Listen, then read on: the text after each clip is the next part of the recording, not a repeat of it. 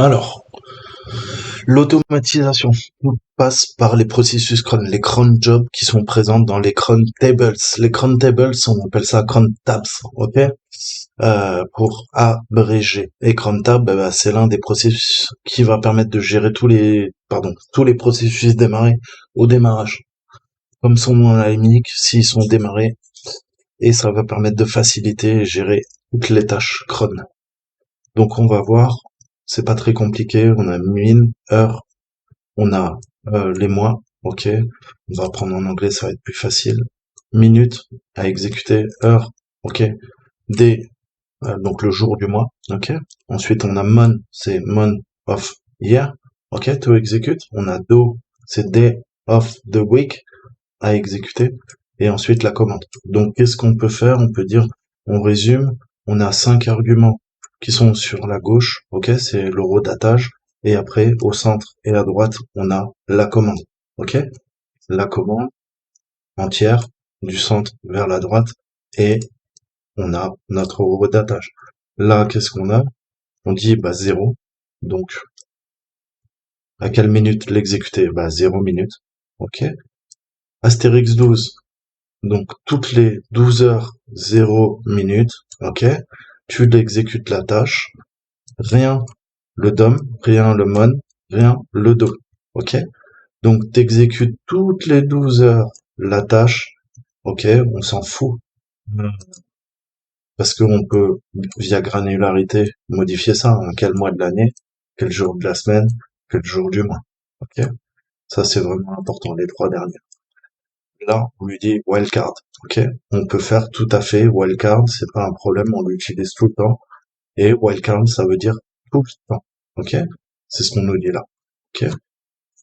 Donc, si on n'a pas envie de fournir de valeur pour ce champ spécifique, on va mettre wildcard, et là, en l'occurrence, comme on a dit, il va s'exécuter toutes les 12 heures, ok? Puisqu'on a fait, alors, même quand on met 12 heures, on met wildcard 12 heures. C'est un principe de syntaxe. Et après, vous allez voir qu'avec cron E, on va pouvoir tout à fait se connecter au serveur et regarder les tâches qui sont planifiées. Qu'on voit tout à fait qu'on peut programmer. Vous avez des sites pour vous aider à faire vos cron tables, tout simplement. Ok. Donc ça c'est fait. On va voir vite fait le principe. Je vais prendre l'adresse IP, je vais me connecter. Vous allez voir. Hop. Alors on y retourne. SSH. Avec me.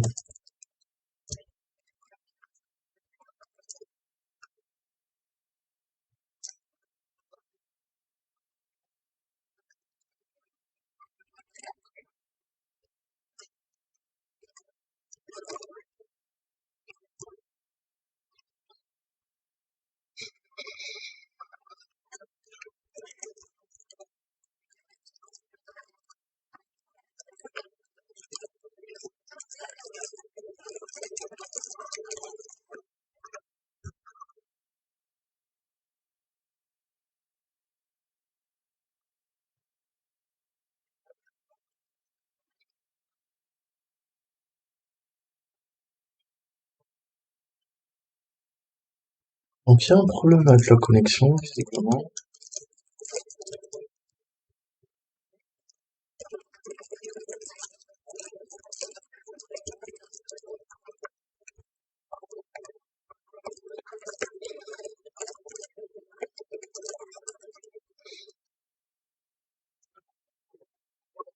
Donc ça devrait mieux marcher. Yes. Try hack me.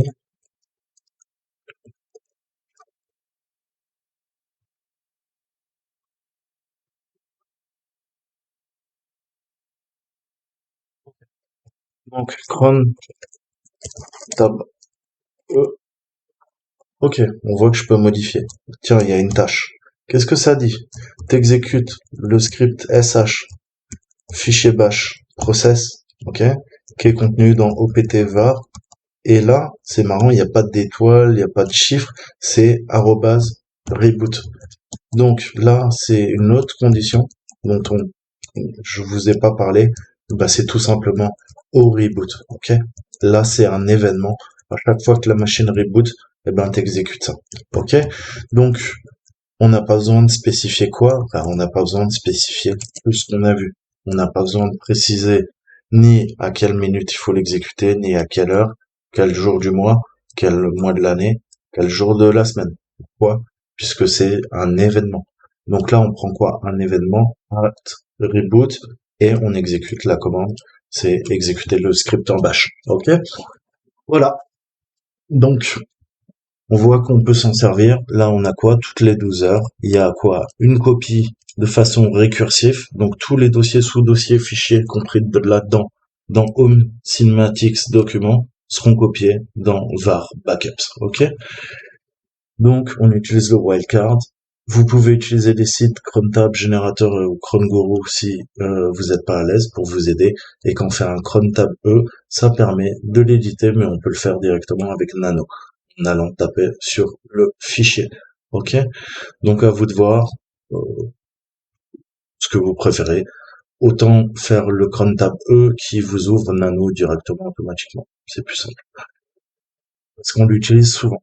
Voilà, donc on va voir la gestion des paquets et comprendre un petit peu comment ils fonctionnent. Ok, on va voir les différents outils qu'il y a sous Debian, sous Ubuntu et les quelques mineures différences. Et on va essayer, on va comprendre comment les utiliser. Voilà, donc on va voir ça. On va étudier. Tout est en ETC, vous le savez, et on va voir un peu les cron tables. Cron, c'est un des programmes super importants aussi, qui permet de planifier des tâches. Ok? On peut exactement, par exemple, planifier. Je peux prendre ça, cron guru, un des sites, ok? Et je veux lui dire, ok? Ça me permet de se rappeler, ok? Ça permet de comprendre le principe de séparateur, ok? Donc, imaginons si je fais 6, 1, 1, 4, 4, 22, ok?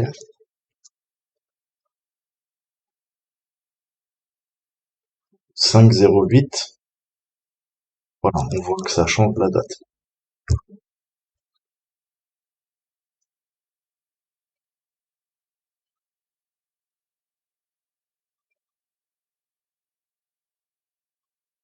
Là, c'est pareil, on peut, par exemple, lui demander 2, 12, ok? 5, et d'exécuter ce qu'on lui demande, ok?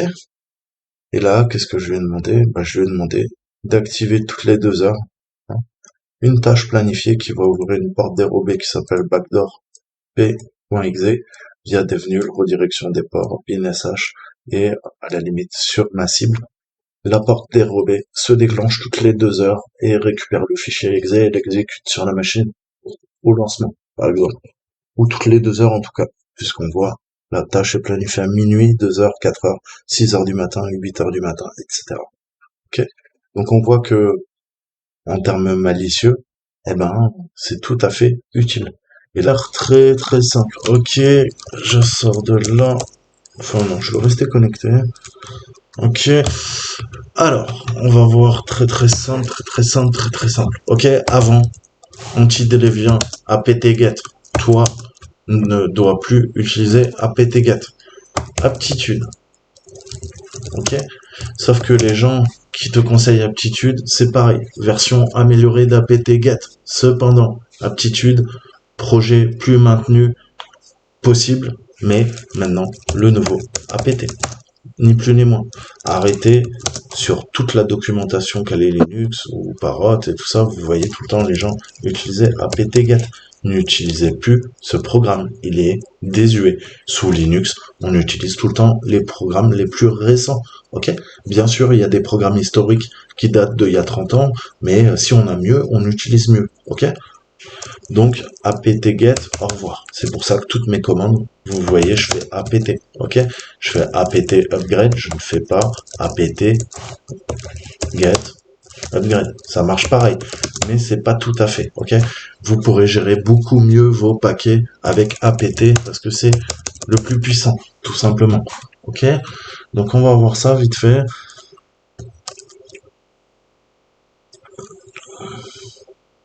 Donc, APT, ça permet de gérer les programmes et les outils qui sont lâchés dans la nature, comme ils disent. Ok. Et donc, c'est le principe de l'open source. L'open source, en gros, on a quoi? On a des paquets. Les paquets, c'est quoi? C'est tous les programmes qui sont installés sur ma machine. Ok. Et comment marche Linux? Eh ben, il va aller chercher dans un serveur, sur un serveur, peu importe lequel, mais il faut qu'il soit dans le fichier de configuration. Et qu'est-ce qu'il va faire? Il va vérifier les mises à jour. Ok. Et ensuite, on va lui demander éventuellement de les installer. Ok. Donc, comment ça fonctionne? Ok. Il y a une base de données et si je veux mettre à jour tous mes programmes, ok, ça marche pas comme sous Windows, je vais lui dire sudo apt, ok, update. Là, il va mettre à jour le repo. Dans le repo, il y a quoi? Il y a toutes les applications au monde que je peux installer. Donc, il y a forcément les applications qui sont déjà pré-installées sur ma machine ou que j'ai installées volontairement. Donc, il va prendre les paquets qui sont sur votre ordinateur, il va les comparer avec ceux qui sont présents sur le serveur, et si jamais il y a une diff, comme on dit, il y a une différence en termes de métadonnées, il va télécharger les derniers packages. Grâce à apt, gestionnaire de paquets, vous n'avez pas besoin d'utiliser des PKG comme on faisait avant, où on utilisait d'autres programmes, ok, qui permettaient d'installer des paquets sous Linux. Là, vous avez la chance, apt gère même les dépendances et le principe de dépendance et de version. Donc, si jamais il y a des conflits, il va vous prévenir, il va vous dire attention, tu essayes d'installer une application qui essaie de mettre à jour un paquet important qui était présent déjà dans ton ordinateur. Est-ce que tu veux vraiment écraser? Parce que si tu écrases, c'est possible que l'application ne marche plus, etc., etc. Donc, ça va gérer les dépendances et ça va tout simplement vous simplifier le travail. Ok. Donc on a apt update parce qu'on le fait d'internet, mais je peux faire install si j'ai une archive qui finit en .deb, deb comme Debian, parce qu'on est sous un Debian. Ok. Donc voilà comment ça fonctionne.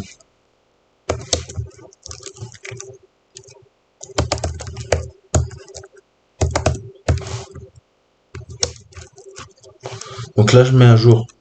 Ok. Ils sont à jour. Et là maintenant je lui demande, écoute, tu vas upgrade, tu vas m'installer les paquets qui sont pas à jour. Si je veux installer tous les paquets, je fais un full upgrade. Ok. Là, il me dit tous les paquets sont à jour, c'est bon, toutes tes applications sont à jour. Linux aussi. Ok. Donc là, il n'y a rien à faire, on est tranquille. Mais voilà comment fonctionne apt. Ok. Donc on peut ajouter des repos avec une adresse, ok, via add apt repository. Ok. Et ça permet d'ajouter le principe de repo. Vous avez des repos classiques qui sont préinstallés avec votre version de Linux et après vous pouvez télécharger à partir d'autres repos. Ok. Ça va permettre éventuellement, si le programme n'est pas dans la suite Kali, de le maintenir à jour automatiquement. Ok. Vous n'aurez pas besoin d'aller sur le site internet de l'application pour télécharger une nouvelle version. Il fera directement à partir d'APT et mettra à jour vos paquets comme n'importe quelle application qui est dans Kali Linux. Ok. Donc ça c'est l'avantage et ça permet de faire des sortes de jailbreak, mais j'aime pas ce terme parce que vous allez pouvoir ajouter des sources pirates. Qui dit source pirate dit Juarez, dit virus. Ok, mais vous pouvez tout à fait le faire et là vous aurez accès quand vous ferez sudo apt install, vous aurez accès tout simplement à des milliards d'autres applications qu'on appelle homebrew, ok, qui sont faits maison et qui vont vous permettre de faire du hacking et autre chose. Mais là, vous ouvrez directement une faille sur votre système d'exploitation Linux, puisque vous ne tournez pas avec des repos officiels, mais officieux. Ok? Et ça n'a rien à voir. Là, vous rentrez dans le monde de l'illégal. Et pas que. Donc APT important, ok, DPKG qui permet de décompresser en fait des paquets. Paquets, c'est quoi? Ce sont des applications qui sont empaquetées et qui vont permettre de pouvoir s'installer sur votre système d'exploitation. Pour pouvoir être installé, eh ben on les a empaquetées. Ok, donc on peut se servir de DPKG aussi pour installer des applications sur notre Linux. Ok, et on peut se servir de clés GPG, hein, Privacy Guard, qui permettent de vérifier que c'est bien le logiciel. Je télécharge une ressource et je vais pouvoir avec un wget vérifier que c'est bien la clé de chiffrement qui est utilisée par les développeurs de l'application pour être sûr que le fichier n'a pas été tempéré, modifié entre le temps où j'ai cliqué et le temps où il a été acheminé sur Internet, sur les réseaux, jusqu'à mon ordinateur. Ok, si la clé correspond, le fichier a été n'a pas été modifié, n'a pas été ouvert. Ok, donc ça c'est super utile. Allez voir euh, et bah créer un fichier, ouais, liste Sublime Text, et ensuite vous pouvez ajouter par exemple Sublime Text qui n'est pas dans Kali, et en ajoutant la ressource, on sait l'adresse du repo, on peut maintenant quand on fait un apt update mettre à jour quoi? Eh ben mettre à jour notre Sublime Text, ok, sans se prendre la tête. On va le faire ensemble, ça sera fait, ok. Donc comment? Je veux installer Sublime Text. Bah ouais, d'abord on va s'installer en utilisant la clé, ok. Donc directement, j'ai même pas besoin d'aller sur euh, sur le site, ok. C'est l'avantage de la ligne de commande, si je connais tout, ok. Donc, on nous dit que c'est déprécié, mais c'est pas grave, ça marche quand même, ok. Donc, on a ajouté la clé à notre liste de confiance. Maintenant, on va ajouter le référentiel dans la source apt, ok. Donc, hop, je prends ça. Donc, on va dans apt1.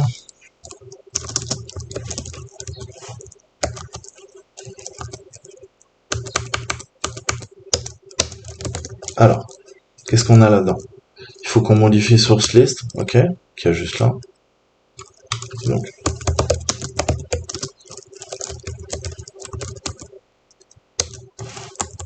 ok. Donc là, je peux tout à fait, par exemple, ajouter Debian pour lui dire Debian, et je vais lui dire quoi? euh,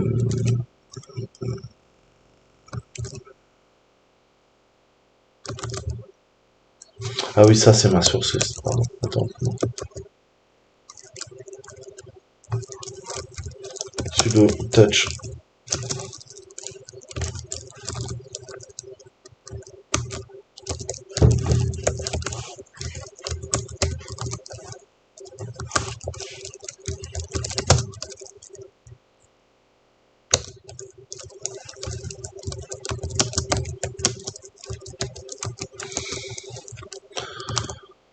Ok.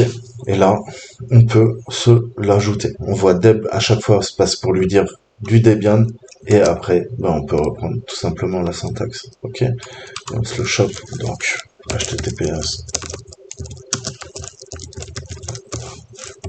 Mais ça pourrait être très bien du HTTP. Ok.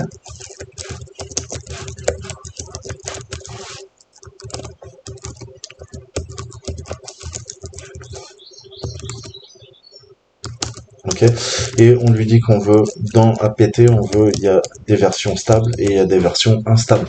Mais qui dit instable, de test, ok, des versions alpha, bêta, ok. Le repo, vous travaillez tout le temps sur la version stable et je vous conseille, ok, pour éviter les bugs. Mais vous pouvez demander à apt de travailler sur des versions, ok, qui sont soit ce qu'on appelle non contributeurs, ok, c'est-à-dire des sources externes, soit travailler sur des alpha, sur des bêta, ok. Donc là, moi je lui demande non, moi je veux la version stable, ok. Donc pas d'alpha, pas de bêta.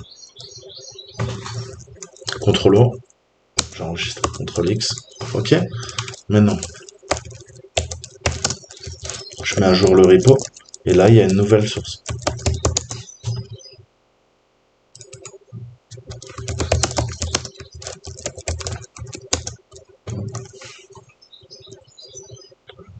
Ok.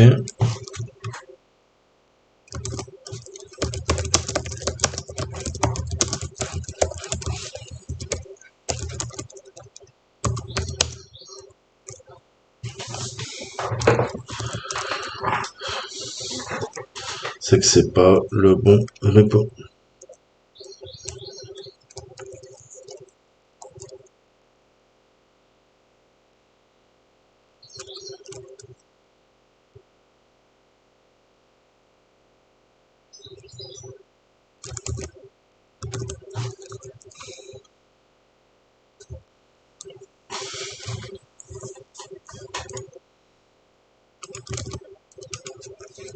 Ah, je l'ai pas mis dans le bon endroit, ça doit être ça.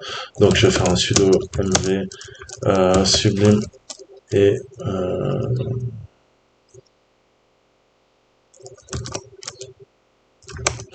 dans le répertoire source. List.d. Voilà. Ok, il a bougé.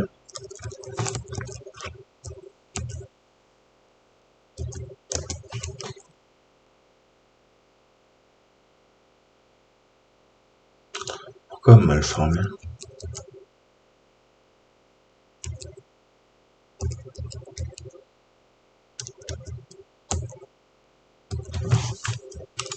Pourquoi le nouveau fichier?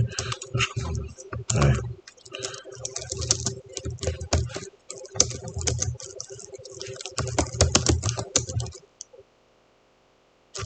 Pourquoi mal formé download sublimetext.com?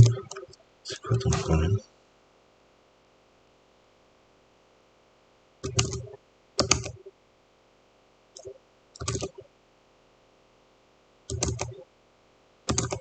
Hmm.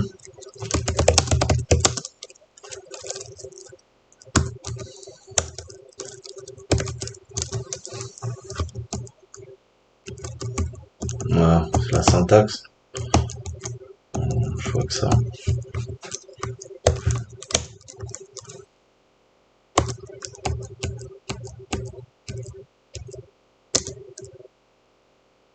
Voilà.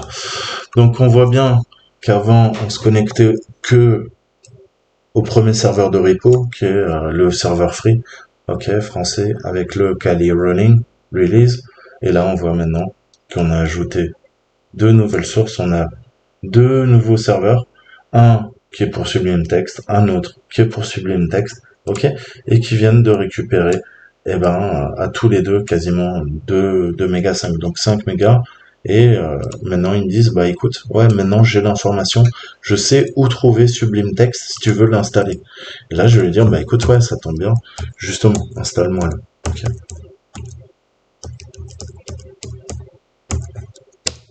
Voilà, maintenant il le trouve et il l'installe. Ok. Donc voilà une façon de gérer les paquets. C'est vraiment intéressant. Il faut vraiment comprendre ce concept de repo, ce concept de paquet. Ok. Et vous ajoutez des repos, vous récupérez de plus en plus de paquets et au fur et à mesure, eh ben votre nombre d'applications que vous pouvez installer à partir d'APT devient important. Ok. Mais plus vous accroissez ça, plus vous accroissez votre surface d'attaque puisque vous installez des logiciels et parfois des logiciels que vous ne connaissez pas qui vont venir vous pirater, tout simplement. Ok, donc attention aux repos que vous installez, surtout quand ils sont pas officiels, entre guillemets, faites bien attention, puisque vous pourrez tout à fait installer des portes dérobées, des troyens directement, hein. N'importe qui peut uploader ces virus et vous faites un sudo apt install virus, vous l'exécutez et voilà, votre ordinateur, il est poutré, ni plus ni moins. Donc, dans un premier temps, si vous maîtrisez pas, je vous déconseille de modifier, ok, la liste des repos, ok. Mais vous savez que c'est dans etc apt, ok. On a le source list. Là, je viens de créer un nouveau fichier, ok. Donc tout est fiché, je vous ai dit. On est en plein dedans. Donc voilà, ça c'est fait. On va continuer. On va voir un peu la suite. Donc les journaux, super important. Ok. Je vais me cocher tout ça, excusez-moi, ça fait tâche.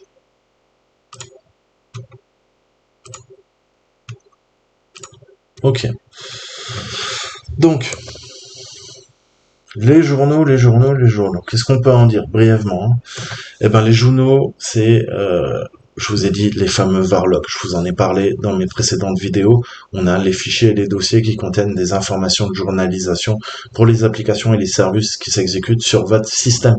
L'OS, le système d'exploitation, est devenu assez efficace pour gérer automatiquement ces journaux. Hein, on appelle ce processus la rotation. Ok, rotation de log, rotating en anglais. Donc, on a quoi? On a par exemple un serveur web Apache, ok, qui peut tourner. Vous savez que tout Linux peut l'héberger. On le voit là. On a du fail to ban et on a UFW que j'utilise qui permet de régler quoi? Les règles IP table via UFW ou son interface graphique GUFW. UFW, vous me voyez tout le temps l'utiliser pour ouvrir, fermer les ports, ok, de mon Linux.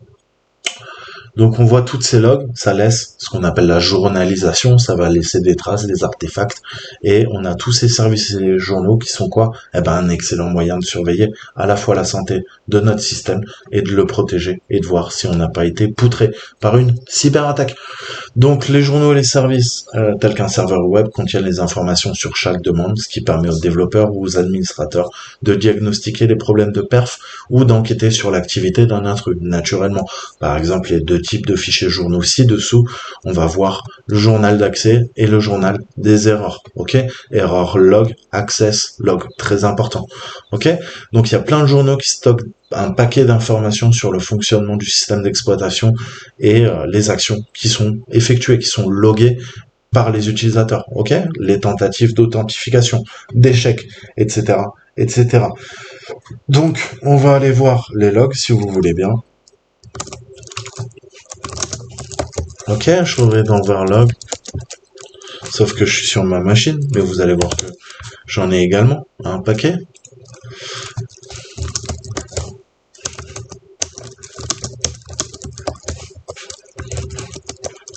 Ok, donc on a bien ça. Cat Apache, ça n'est quoi? Donc là, je vais dans ma page 2, j'ai les logs Apache. Ok, bientôt expiré. Vas-y, donc, quelle est l'adresse IP de l'utilisateur qui a visité le site? Cat access. Ok. Permission denied. Qu'est-ce qu'on peut faire? Sudo.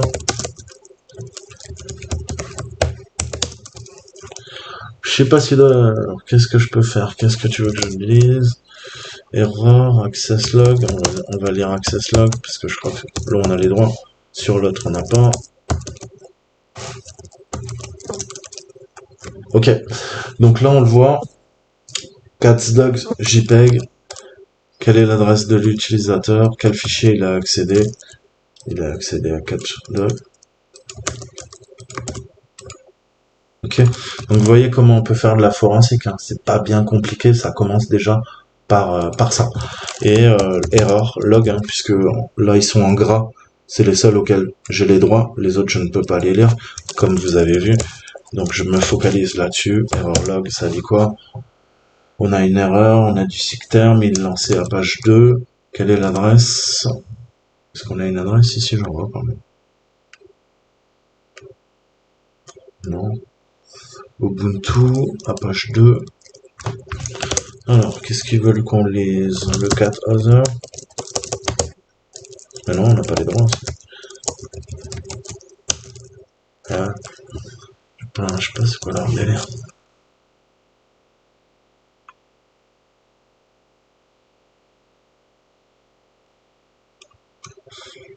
Attends, ils me font peur là.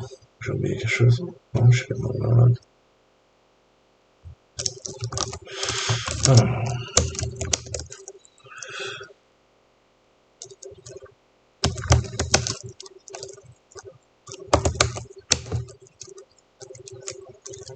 Qu'est-ce que je peux lire? J'ai pas les droits donc je peux pas lire grand chose. Je sais pas trop où ils veulent nous emmener. Quelle est l'adresse IP? Ouais, ça j'ai dit fail to ban aussi, attention. Et le pare-feu, ça c'est super important, très critique. Mais je vois pas où ils veulent m'emmener là. Je suis connecté à la machine. Quelle adresse IP de l'utilisateur qui a visité le site? Ben ouais, c'est les journaux à page 2. Je suis dans la page 2. Qu'est-ce que tu veux que je fasse de plus? Fichier caché.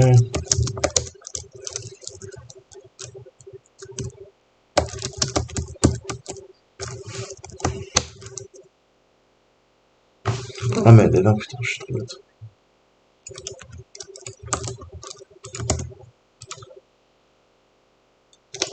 Donc, j'espère que vous avez kiffé.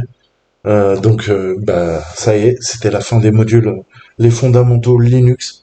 Hein, j'espère que vous commencez de plus en plus à piger et bah, il vous faudra pratiquer, bien interagir avec votre Linux pour en comprendre le plein potentiel. Je continuerai à vous donner des commandes, des conseils, ok, et vous allez voir qu'on peut faire des choses très puissantes hein, avec une relative facilité pour le peu qu'on comprenne.